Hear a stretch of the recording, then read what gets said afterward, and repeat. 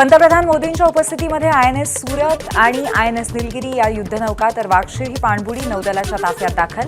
कार्यक्रमाला संरक्षण मंत्री राजनाथ सिंह, दोन्ही उपमुख्यमंत्री आणि मुख्यमंत्री फडणवीसांची उपस्थिती। आत्मनिर्भर भारतासाठी नौदलाचंही मोठं योगदान, नौदलाच्या सामर्थ्याची मोदींकडून प्रशंसा। दहशतवाद, हत्यारं, ड्रग्ज आणि तस्करी विरोधात भारत खंबीर, नौदलाच्या कार्यक्रमात मोदींचं प्रतिपादन।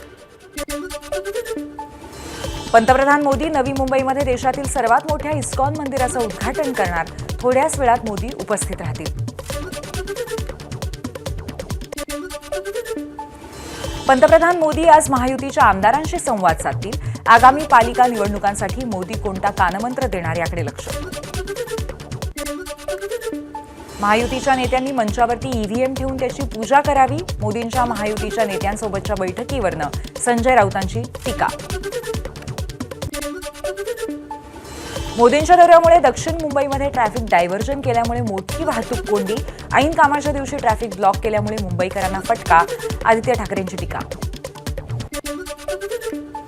मोदींनी अजित पवार, प्रफुल्ल पटेल, हसन मुश्रीफ यांच्यावरती भ्रष्टाचाराचे आरोप केले।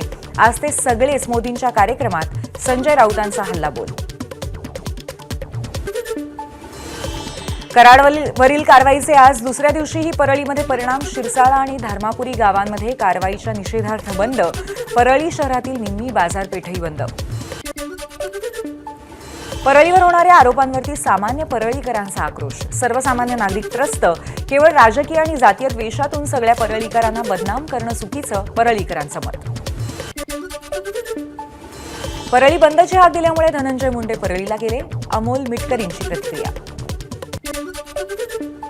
एसआयटीमध्ये 2 जणांना सहभागी करण्यासंदर्भात मागणी, मात्र त्या संदर्भात काही चर्चा झाली नाही।